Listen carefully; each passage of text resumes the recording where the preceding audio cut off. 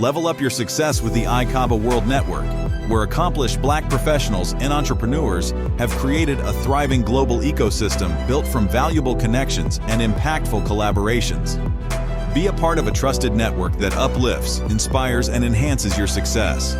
Join like-minded and leading Black professionals to foster meaningful relationships, unlock opportunities, and access the resources you need to thrive in your career, business, and life. Go to ICABAWorldNetwork.com and join today.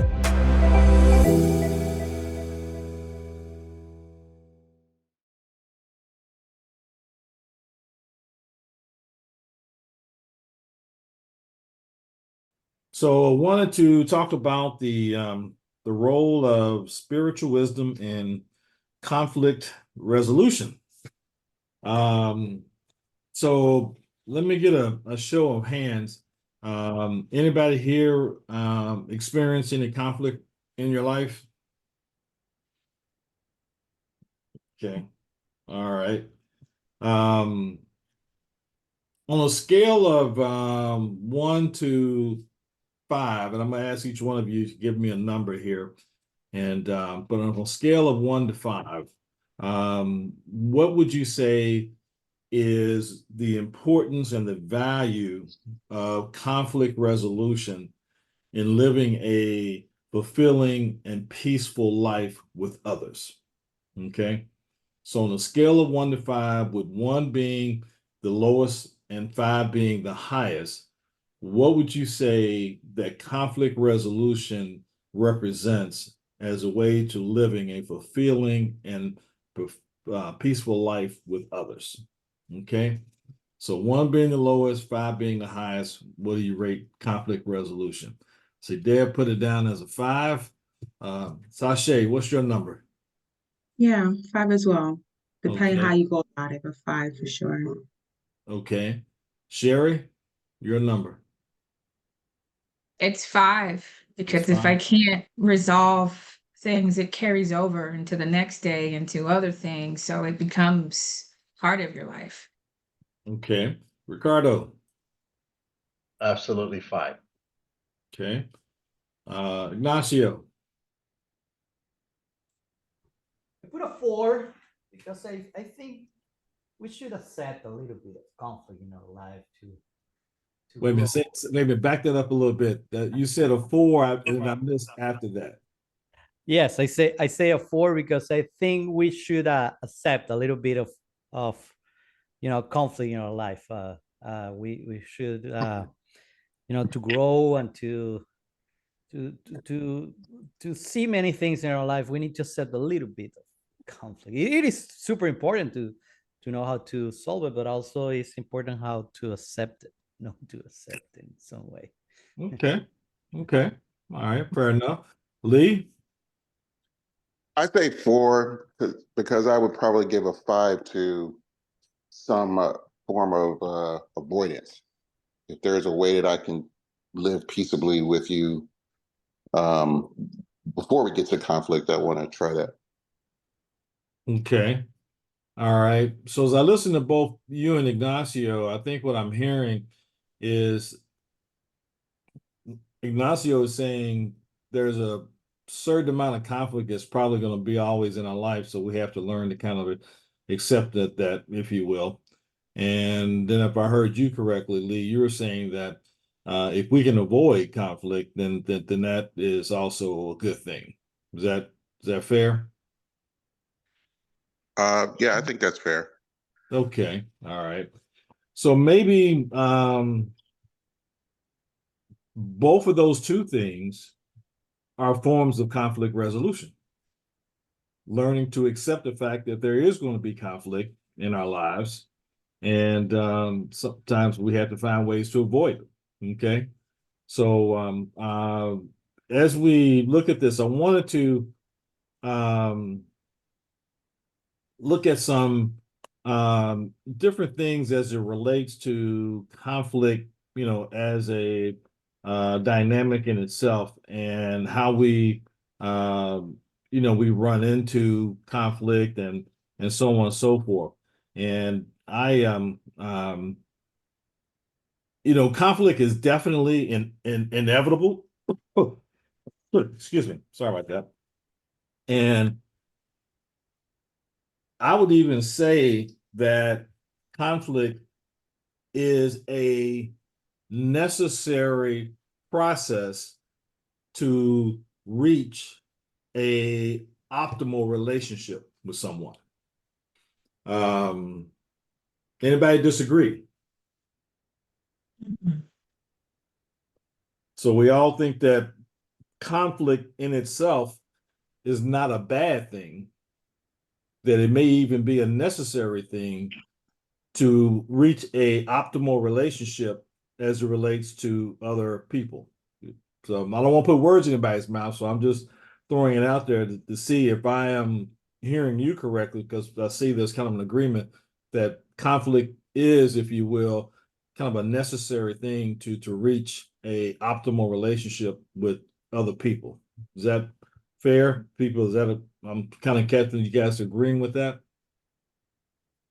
Anybody disagree? Okay. One of the things that the pastor of the church that I go to, and I remember the first time he talked about it, it really caught my attention.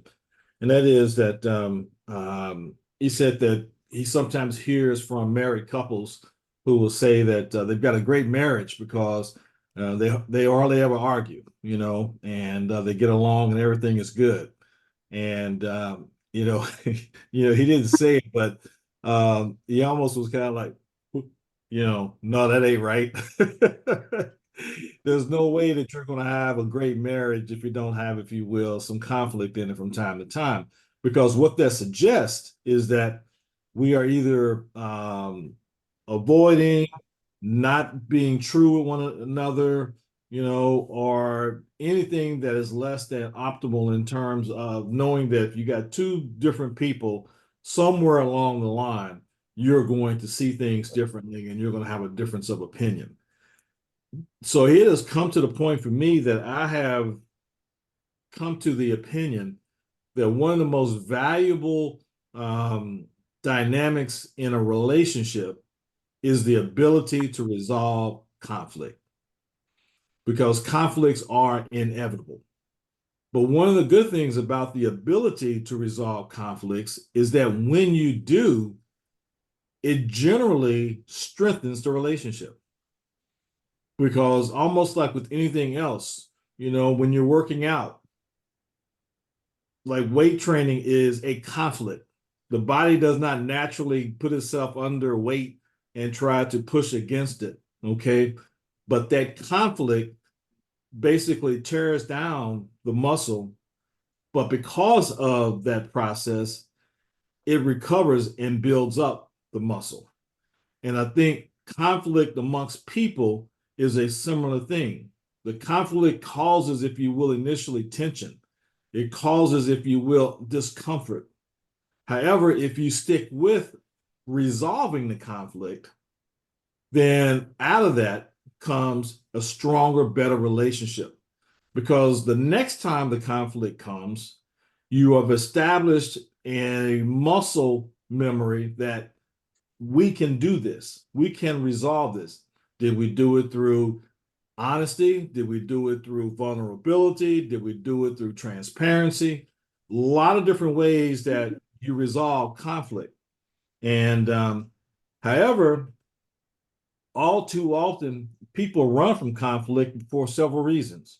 And they respond to conflict in different ways. Sometimes we give into it. Just do whatever you want. I don't even want to talk about it anymore. I know this doesn't apply to anybody I'm talking to. I know you guys, I'm so enlightened that this never happens with you. You've never said, just do whatever you want. I don't want to talk about it anymore. Or you may withdraw, like I'm out, man, my late wife would tell you was that was my early days, response to conflict. Okay, I'm out, I'm walking away. I don't even want to talk about it anymore. Somebody's got to be right and somebody's got to be wrong. Now that was her response to conflict, that she was always right, which is probably the reason I walked away, because I knew I couldn't win. But you know, that does happen. Denial, you know, we just say, you know what, there's nothing really going on here. I don't want to even deal with it. I don't see it, you know, even though the conflict is right in front of your eyes, we sometimes deny what's going on. And how many times have we, you know, smoothed over, you know, swept it under the rug? You know what, that ain't that big a deal. You know, I can live with that, you know, knowing good and well in your heart, you know, that you really can't, but you Mhm. don't want to deal with the conflict. Sometimes we kind of make fun of stuff. Oh, well, you know, Hutch is just stupid. He just does stupid things. And, you know, we just kind of laugh and we just keep on moving, you know, or we say, you know what, Ed Ignacio, I can't believe, you know, he's always going to do this and I'm not going to even going to, you know, worry about it. And then we do something really crazy. Okay. And that is we blow up. Okay. Again, I know none of you guys have ever, you know, blown up. You ever got angry. You never stomped out of a room. You know, you never called somebody out of their name. You know, you know, Never. never, ever, Never. ever. So conflict is inevitable. It's part of the human condition. Okay. And Houston said, yeah, not you guys. But there are definitely ways to resolving conflict that the Bible gives us. And if we lean into what the Bible says to us about conflict, it not only can get us through that particular transaction, that particular situation or circumstance, but it can actually make us a better person. It can make our relationships stronger, more fulfilling, more peaceful. So let's look at some of the things in terms of how to avoid conflict. In the Bible, you know, it tells us in James 3:17 that wisdom is definitely one of the ways that we can avoid conflict. And all throughout Proverbs, one of the things that's a consistent theme, okay, is to be slow to anger and quick to listen. Now, of course, I know none of you guys have ever been to, you know, a It's therapist. early, maybe there's some, I Oh, said, that's early. oh, okay. What's early? Maybe there's stuff from the board meeting. Okay, we got somebody. That may be Julie. Yeah. Okay, let me mute her. Hold on. Okay, there we go. All right. So, going back to what I was saying, I lost my train of thought there. But as we were talking about being slow to anger, you know, quick to listen. I mean, how many times? And I was saying that also. I know none of you guys have ever been to therapists, marriage counselors, or any of that kind of stuff, conflict resolution, mediation, any of that kind of stuff. Okay, but I have. So I'll use me as a guinea pig. And I gotta tell you, there's probably not ever been a therapy session that I went to in terms of marriage resolution and conflict resolution where somewhere along the line the words came, he's not listening. He doesn't hear me. She's not listening. She doesn't hear me. Okay. So listening is such a major piece of you know how we deal with conflict and our ability to hear what's really going on with the person you know that we're dealing with. And listening is one of the ways that we develop wisdom as it relates to the Bible. As a matter of fact, I've tried and I'm so intentional about listening these days that sometimes people are talking to me and there's a delay before I respond because I'm waiting to make sure you totally done. Because I want to make sure I hear everything, you know, that you're saying to me before I respond, because I know there were times that I used to, and I can honestly say I don't do it nearly as much as I used to, that I would be sitting there listening and I just couldn't wait for the person to stop talking because I'd already figured out what I was going to say. I knew what my response was and I was ready just to, you know, go ahead and say what I had to say. But when you're in that mode, you are not listening intently. You are not, it's like, I know you heard me, but did you really feel what I was saying? Did you really comprehend where I'm really coming from? Sometimes as we, look at the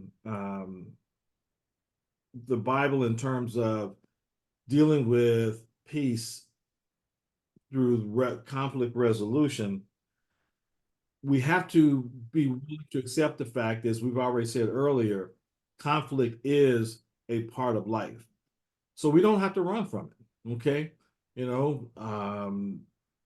And when we decide that we know that love is such a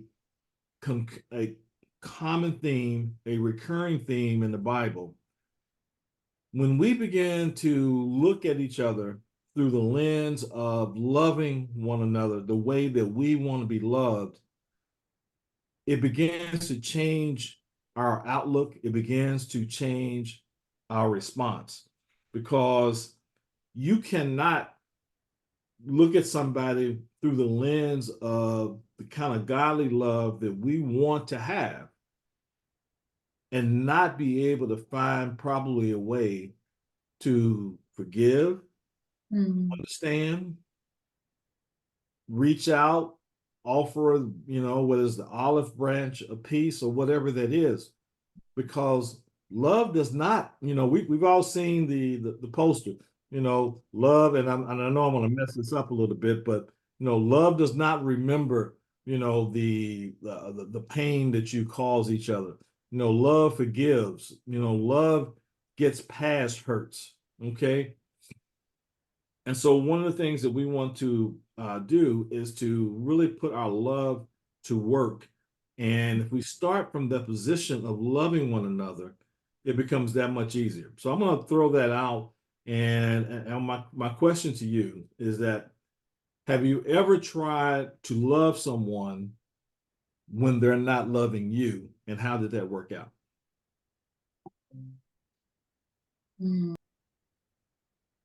All the time. Go ahead, go ahead. I said all the time. All the time.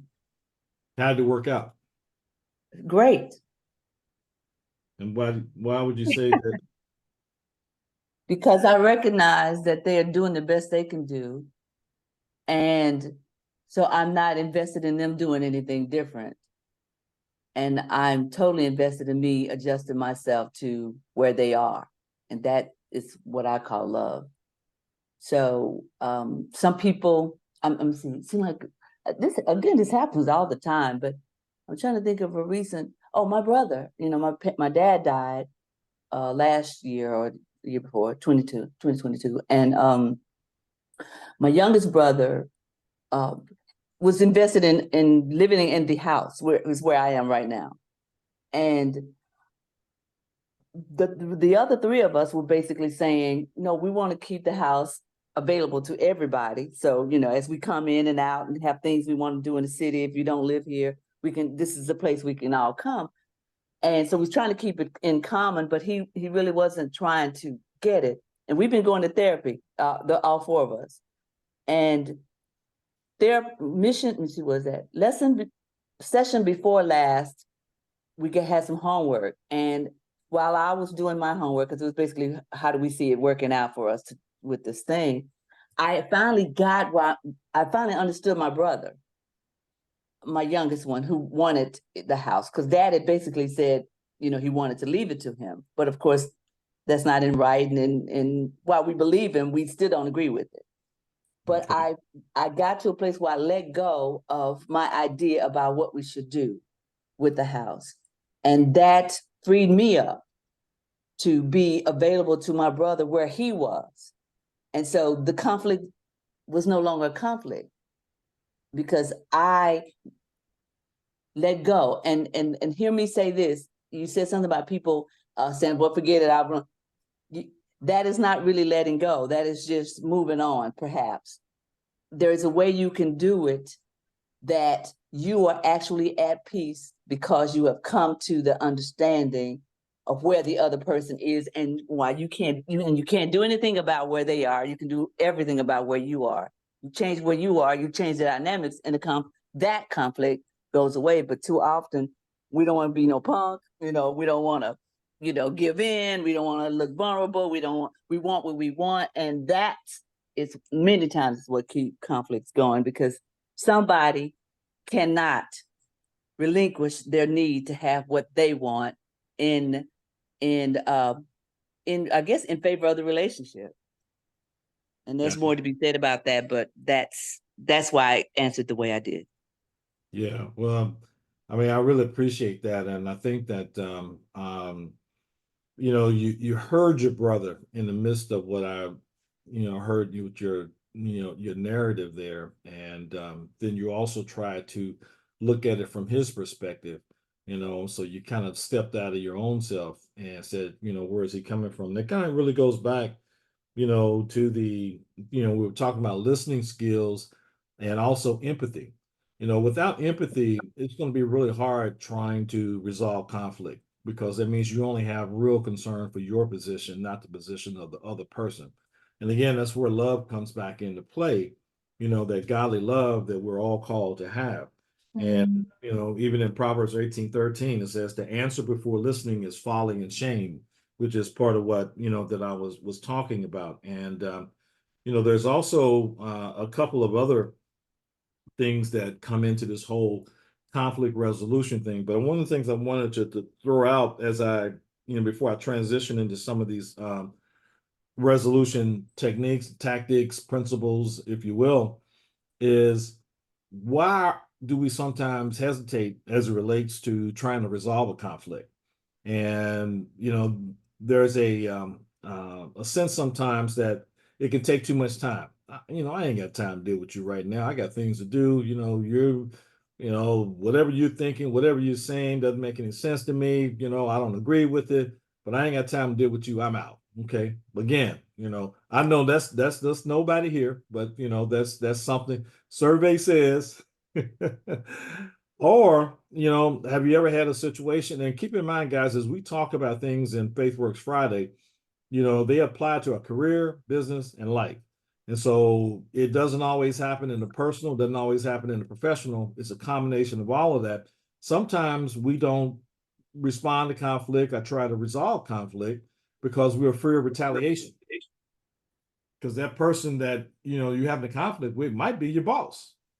Okay. And, you know what? I'm just going to let that go. I ain't going to deal with that. Okay.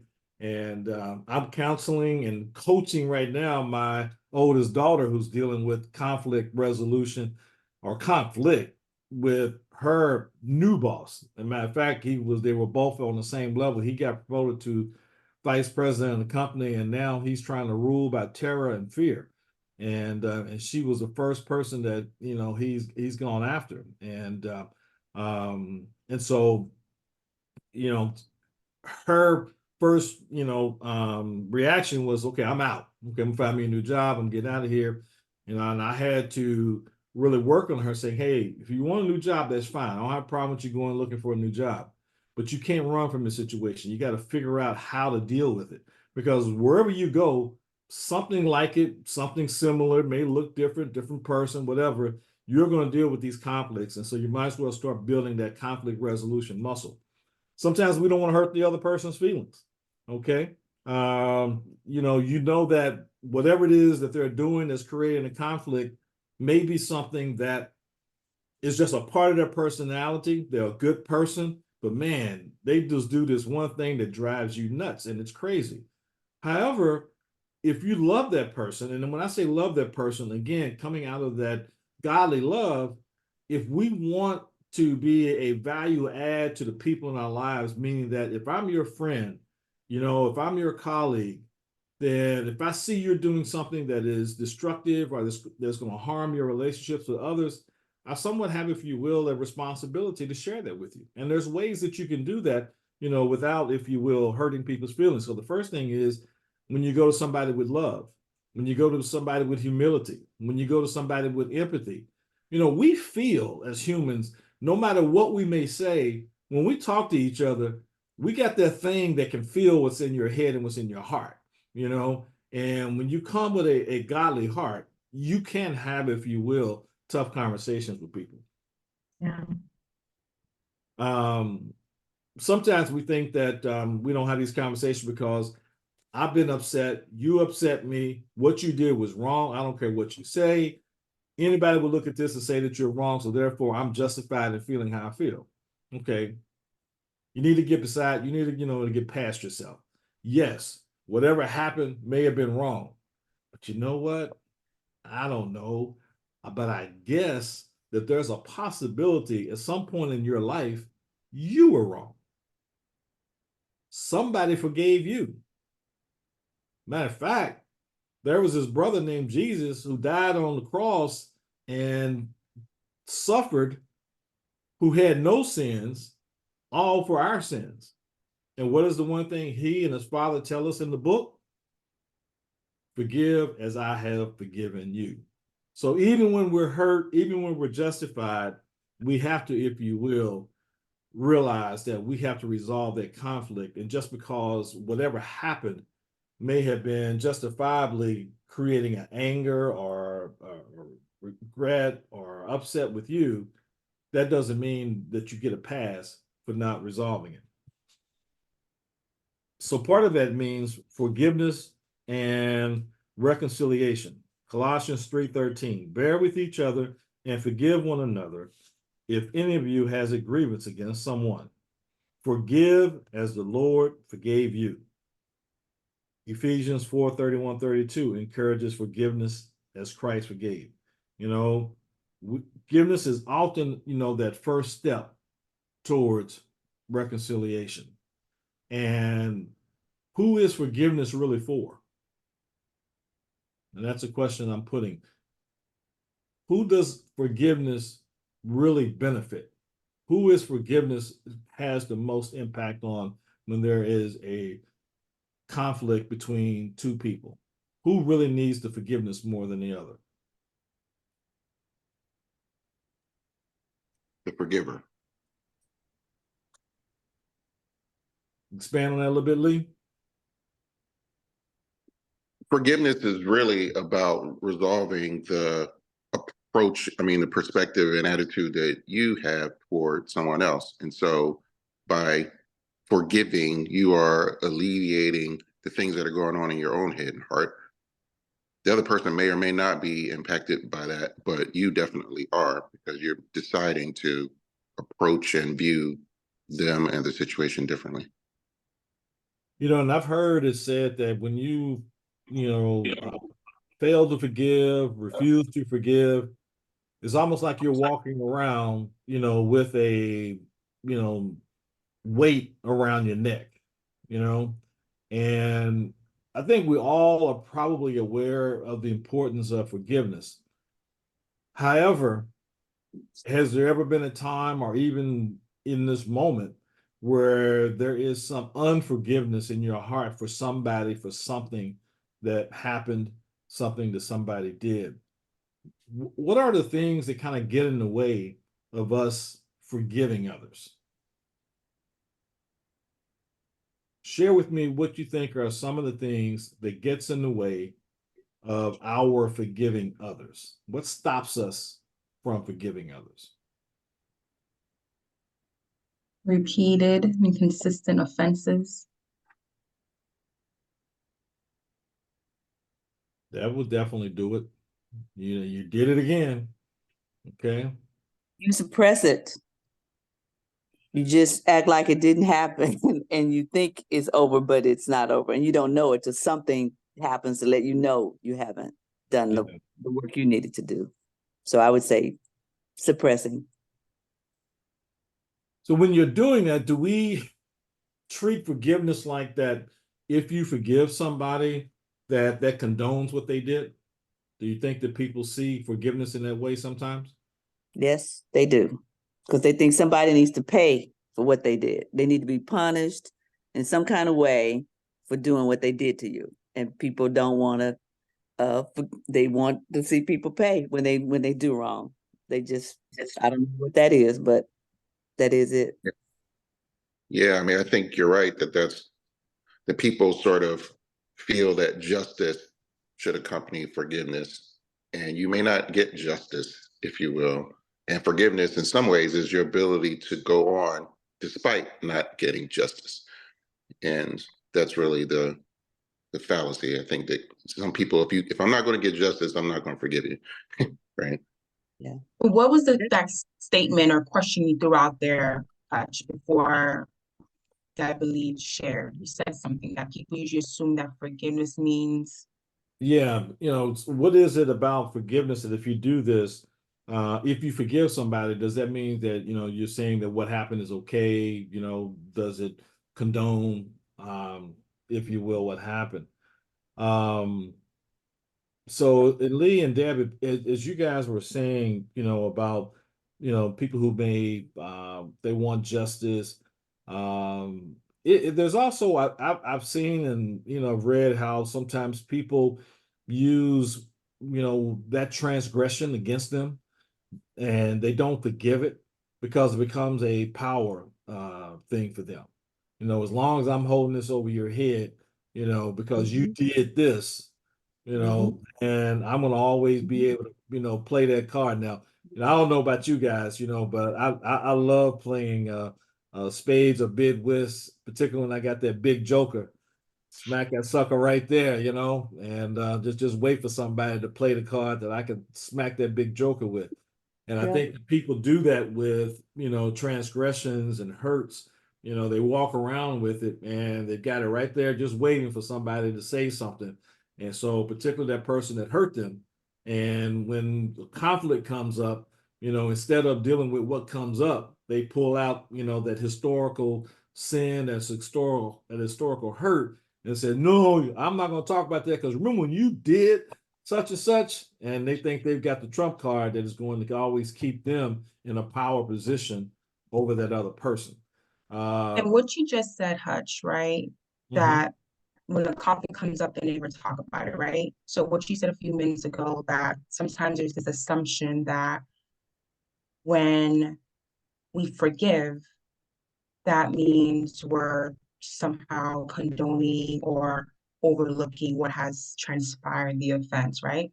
And I think that's why the heart of conflict resolution is talking about the issues, like what behaviors took place that were offensive and how whoever was impacted by it. And then having a conversation, okay, how can we move forward? This is how I expect to be treated moving forward, right?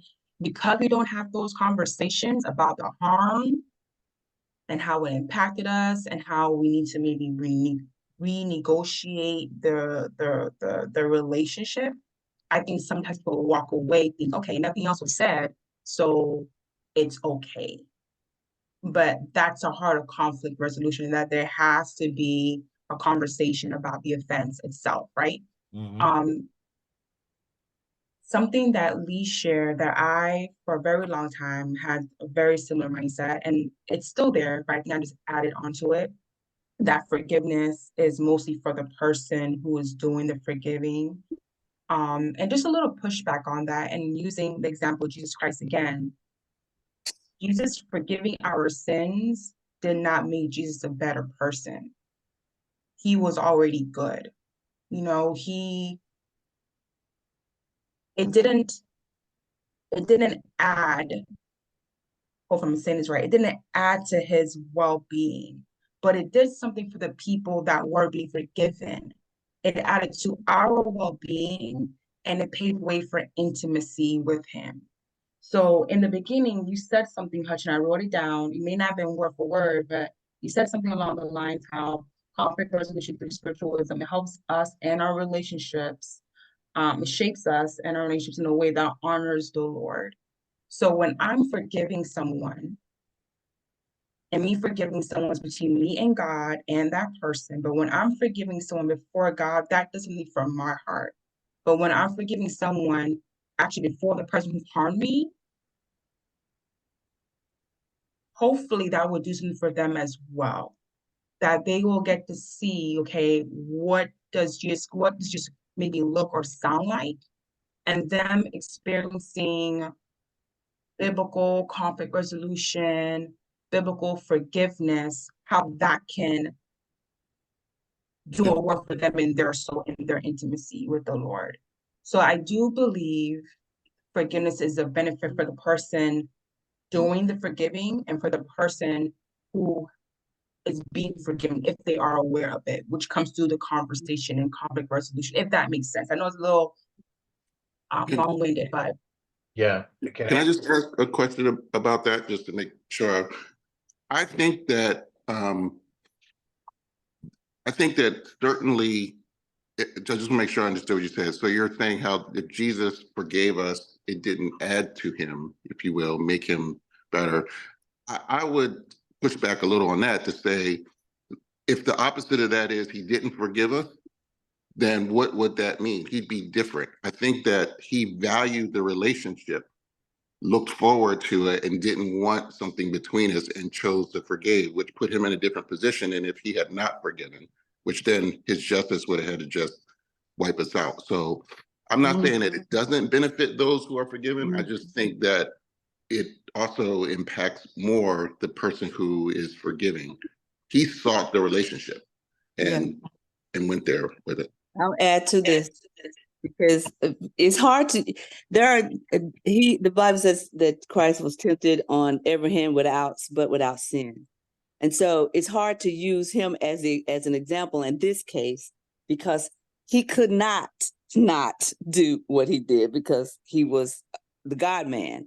He was just as much God as he was man, and as God, he forgave, and as a man, he died. He became sin, as a matter of fact, on the cross. So to use him as an example of benefiting because he forgave, my first thought was his example was the forgiveness. His example of giving him his life for the rest of us was an example of how we should do with each other. So in the act of dying for us, and in the act of saying on the cross, Father, forgive them, for they don't know what they're doing, was, as always, he was being an example of what we should do. So if that did anything for him, it basically, was a trump to say, I am God still, and I am in this position, and I am forgiving. So therefore you forgive as well. But I appreciate what you said, brother, early on, is that it does something for us. It lets us off the hook. I think that's what we're all saying. When you forgive somebody, you let the thing that's hurting you, that you are allowing to hurt you, to not hurt you anymore, because you have relinquished your control over what somebody else did that you could not avoid, even if you wanted to, because they did what they did. So it becomes a liberation for you to let go. And I'm going to say let go because I think only God can forgive sin. And I think it's quite honestly, it's a sin for us. Wow, my goodness. It's a sin for us to hang on to something that God has already forgiven. That's a sin. Because go ahead, brother. I think I said enough. I like Ricardo. Yeah, go ahead. From my personal experience in my life, I think we're all brothers and sisters here. I think when I really learned to forgive, when I really learned to accept and love, is when I decided to love myself and forgive myself. And only then I realized that, I guess in my life and my family, there's been a lot of situations. Only then I realized that I was truly forgiven. I think when it's a tough scenario sometimes. If we haven't really forgiven ourselves deep down for many things that we may have in our lives, whatever we've done, any baggage things. So it makes it really difficult to forgive other people, to truly forgive other people, to truly accept people, to truly love people. And that's just been my personal experience in addition to everything that you guys have said, Yeah. Yeah, well, I tell you, you guys are really doing a heck of a job here this morning, and I appreciate a lot of great comment. As it relates to the whole thing when it comes to forgiveness and loving as God, has loved us. There is no doubt in my mind that one of the most important things that we do is first is follow God's command that we love each other as we love ourselves. And when we start from that position of love, everything else, will flow, if you will, naturally, such as forgiveness. Much easier to forgive somebody when you love them. Okay, you're starting from a position of love. It's much, much easier. And I mean, I don't know about you, but something magical can happen when those words "I forgive you," are expressed. It melts away, sometimes, the wall, the tension, the angst, the anxiety, that's going on. And then you find out, well, I forgive you, and you got tears rolling down your eyes, and you got that, whole emotional, kind of response, because it's like a weight gets lifted between you and the other person in the relationship when you realize that they're willing to, and you've been holding on to something, and then I don't know why I said that, I don't know why, but it's so powerful. And we need to exert that power into our relationships. There's also something that's critical, I think, that to be able to humble yourself. Humility is one of the toughest things, I think, for us in our worldly, secular lives. I even talk to when I'm coaching salespeople. Salespeople are some of the most competitive people, on the earth as it relates to doing business, because they're always judged by basically what they closed and how much revenue they generated, and what means that how many times that they win. And so they're constantly competing. And the interesting conflict that comes from being a salesperson is that generally you're competing with the person that you're trying to build a relationship with, the person who you're trying to serve, who you're trying to make happy, but you're trying to get them to do something that sometimes they may not always see at the very beginning. And so you've got to kind of work with them in doing that. But when you back up, even into that kind of professional situation, because selling is not just selling a product or service. Selling is also about selling an idea. Because so sometimes what you're selling is trying to get a team to come along and see your vision. Sometimes what you're selling is trying to get a committee to come and participate, and everybody lean into the project going in the same way. And so even when you're in those situations, when you can come at it with love, you can come at it with a sense of humility, putting their needs before yours, a sense of empathy, concerned about what is this going to do for you, and you begin to communicate with them in that kind of way, I guarantee you're going to find that your ability to get done through others and to build, if you will, fulfilling, productive relationships will go up. Love, empathy, humility will get you there. But those are not natural for us, okay? And so those are some of the things we sometimes have to kind of work through. So I got a couple of hands up.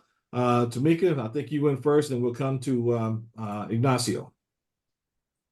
So I wanted to touch on why conflict is difficult. First, I think that conflict is not always amongst two people. It will eventually be, but sometimes it's one person who feels a certain way, and they're not really sure how another person views the same situation, but an individual has an issue. So the conflict starts with one person. And I think that what's difficult about solving conflict is that what a lot of us tend to do is play out in our minds how it's going to go when we communicate with the other person. So sometimes a whole story is evolved in one person's head about what the other person will say, what they will do, and just literally play this whole thing out that did not even exist as of yet. So I also wanted to say that conflict, the hard part about it is that it involves a lot of energy. And the energy is that sometimes you're playing this story out in your head about how it's going to go. So now you spend time thinking about it, what it could be. instead of what it will be, and then actually having to communicate with another person and then spending that time communicating about the thing. So it's like conflict takes time and it does take energy as well. And sometimes it's misused energy.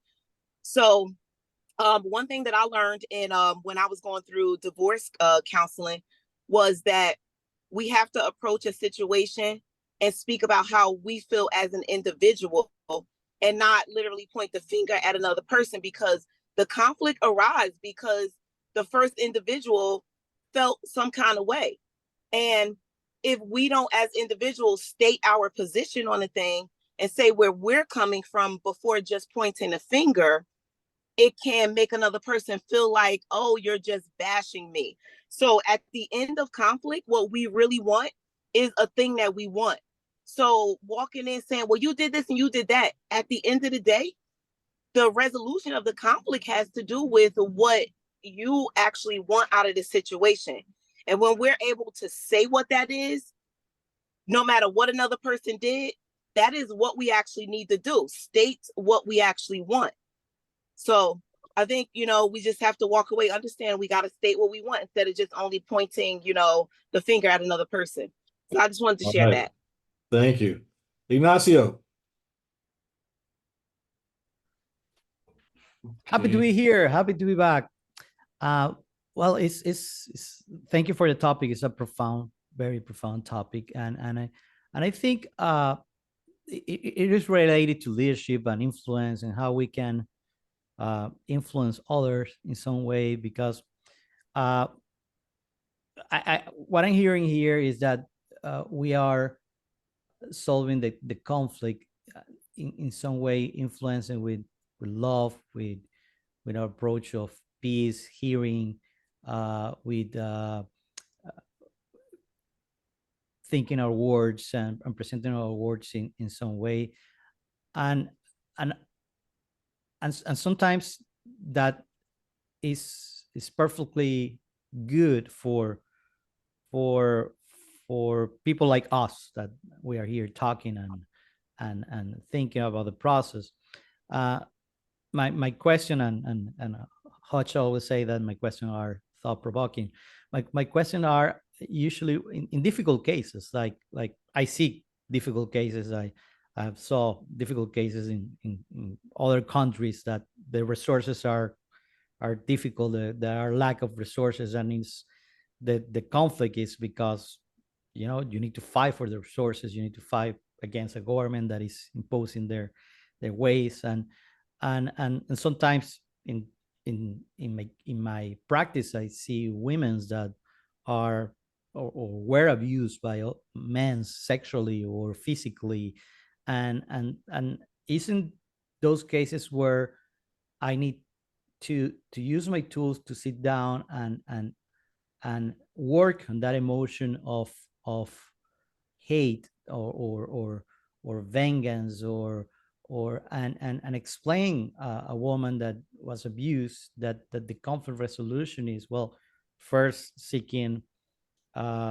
support from the legal system, and after the process of forgiveness. That is a difficult process for that person, and I think that I'm learning a lot, reading the Bible and listening to you guys on this process of forgiveness. That is very important, not only for us in the process of our relationship with others, also in the process to provide the tools to others to pass through that forgiveness and find a good resolution to their conflict. Thank you very much. Well, thank you. And we are, I guess you could say, at our ending point. I don't want to say we're out of time, but we are definitely, I think, at a great point to stop. I do want to, next Friday, there were a couple of things that I didn't get a chance to share about conflict resolution that I want to pick up on, and then we'll get into a different, topic for the rest of the session. But the two things that are, one, are you a peacemaker or a peacekeeper? And I want you to give that some thought. And so keeping the peace is meaning that, it's more of a passive kind of role. You're not going to do anything to rock the boat. You're not going to try to, create anything. You just want to try to let things, find some type of tranquil space without, rocking the boat. Peacemakers actually is a more, if you will, proactive, aggressive, active, if you will, response to conflict resolution. So we'll talk about that a little bit next time, whether you're a peacemaker or a peacekeeper. So as Michael Jackson says, check out that man in the mirror and figure out whether you're a peacekeeper or a peacemaker. And the last one is seeking wise counsel. Proverbs tells us in the Bible that the way of fools seem right to them, but the wise listen to advice. And one of my favorites is, as when there is no guidance, a people falls, but in an abundance of counselors, there is safety. So you guys are my counselors, okay? And hopefully we are counselors for each other. And as we go into these topics, so we'll talk about wise counsel, whether we're a peacemaker or a peacekeeper next time. Yinka, good to see you. Haven't seen you in a while. Who was that? I propose that you don't try to do two subjects, because this is, I think, is really important. So Okay. we can finish this. It could be part 2, and you can add what you just said. But I get the sense that this was important for us to have a conversation about. So part 2 Okay. is well in order, I think. All right. So does the church say amen? Amen. Yeah. The amens have important. it. All right. Well, fantastic. Fantastic. All right. So who's going to close us out in prayer?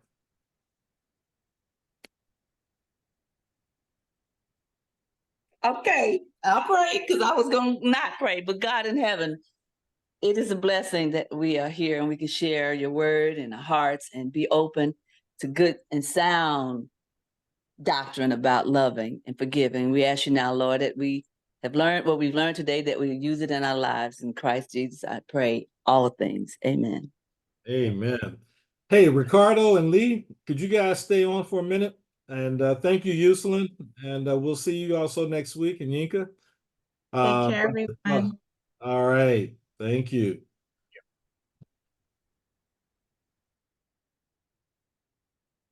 What a great topic. Oh my God. That's probably one of the most powerful topics, I tell you. Oh, well, thank you. It's, you never know, or at least I never know which topics are going to, resonate, and I'm pleased that this one has. oh, yes. Yeah. Okay. Yeah.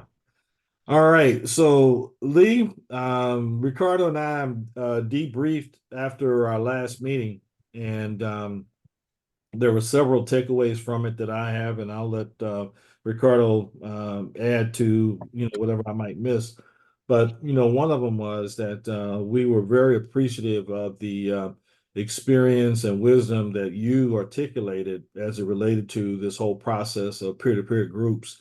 And secondly, we recognized there were some things that we still needed to think through a little bit more in terms of what we're doing. And the third one is that, as I shared with Ricardo, one of the things that I have to always kind of be mindful of is that there are things that drive me to do things that sometimes are unknown to the other people in the room, so to speak. And I give you one example. One of the driving forces for this whole peer-to-peer group is beyond what probably you've experienced and what Ricardo has experienced in the time that you've been around ICABA, as it relates to individuals and the group and dynamics and so on and so forth, because we have a lot of people that you guys have never experienced or met or seen that I'm aware of, who are part of ICABA, that I know that might participate in something like this. And then the second piece of that is that as we are now moving into October we're moving into our planning and execution for October, which is going to be Black Professionals Month. One of the things that the peer-to-peer group is designed to do is to have something prepared for people who are going to want to hopefully join and be a part of ICABA, that we know that this is the kind of thing that they would see as being a value added, going into that. And so those are just a few things that we talked about, but one of the things we wanted to do was to see if you would, be willing to spend a little bit more time with another meeting where we would reconvene and kind of put some of the things on the table that were left unresolved and try to work through those and with getting some of your guidance. Ricardo, I'm sure I didn't hit everything there, so.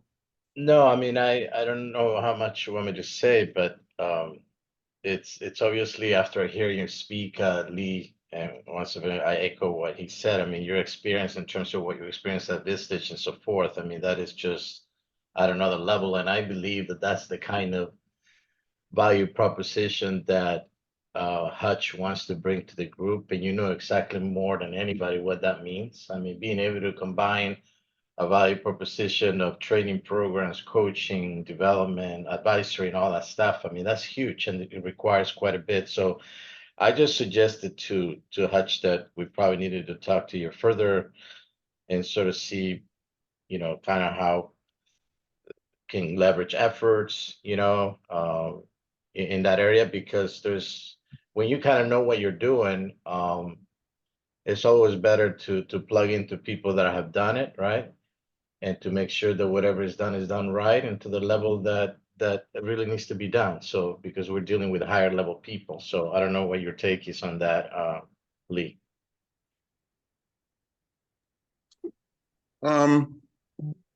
Well, first, let me just say, I hope, Hutch, the impetus for the comments that you made about, sort of the rationale for doing this, et cetera, wasn't because I was, my wife calls me sometimes dream crusher.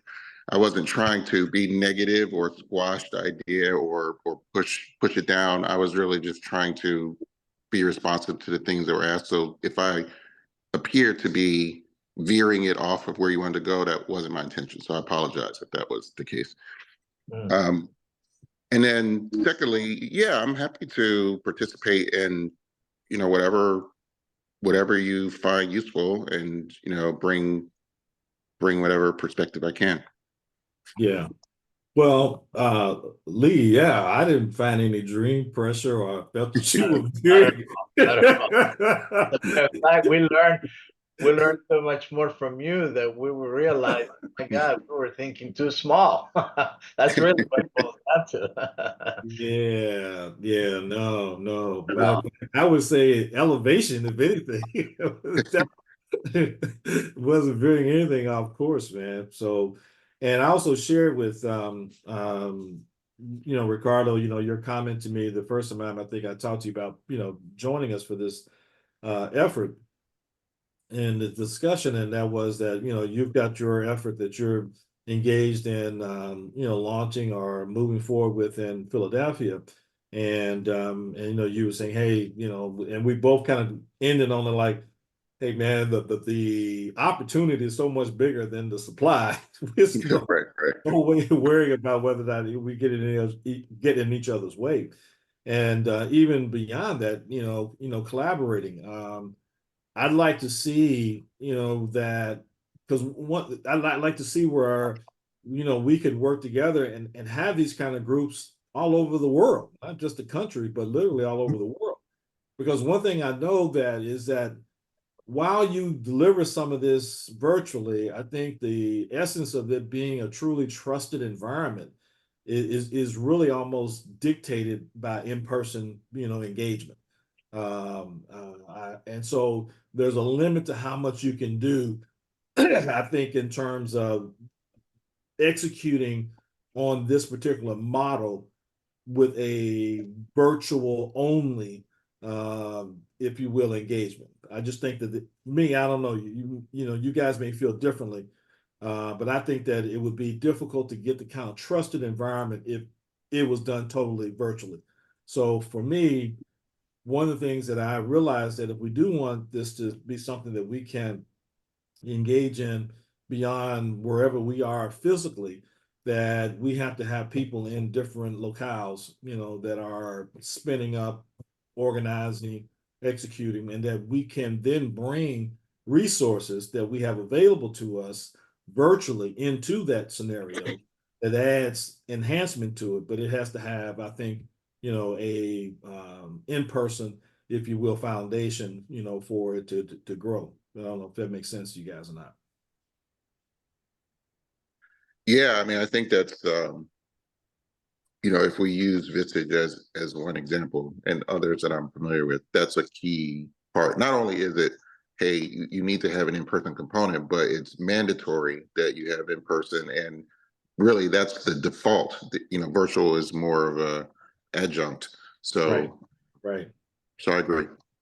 Well, we'd like to reconvene, and so one of the things I was hoping that we might be able to do is to look at our calendars while we're here. If you're willing to sit with us, one more time and talk, and instead of asking you, and I will be a little bit, how should I say, contradictory. Okay. So here's where I mean by being contradictory. I was about to say to you that instead of asking you to, become a full-fledged, part of what we're building and establishing and want to execute here, we're just going to get you in one meeting at a time, and then hopefully you just don't go anywhere. But if I tell you that up front, I just really kind of contradicted one meeting at a time. I'm laughing at my own fallacy and folly here. I wasn't sure where you were going. I get it. Are you taking that approach because you don't want me to be a permanent fixture in what you're trying to do, or are you No, I don't want you to bail. Oh. That's funny. Yeah. I'm happy to participate, Okay. one meeting at a time or something more than that, whatever you think is helpful. Well, fantastic. One of the things I'm going to tell you guys about, and I'm going to just tell you that I'll leave it for our next meeting in the discussion. But during Black Professionals Month, we're going to, during that month, there's going to be an entrepreneurship week. Okay. And there's two things that are developing. One of them is definitely happening, and the other one is, unless something derails it, it's going to happen as well. So the first one that's happening is that Dr. Dennis Kimbrough is an honorary chairman for Black Professionals Month. And so during Entrepreneurship Week, we're going to have some discussions that he's going to help be a part of. But there's another guy named Walter Bond. And I don't know if either one of you guys are familiar with Walter or not. So Google him when you get a chance. He's a former NBA player.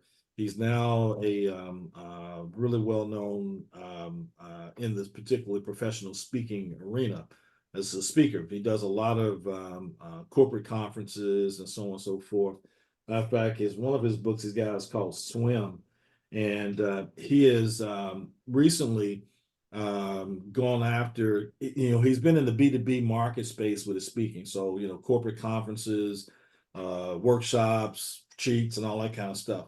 And from a business model standpoint, one of the things he said to me was that, usually gets about 30% of those that he, they send out the RFP and he responds, and, 3 out of 7 is tending like his number.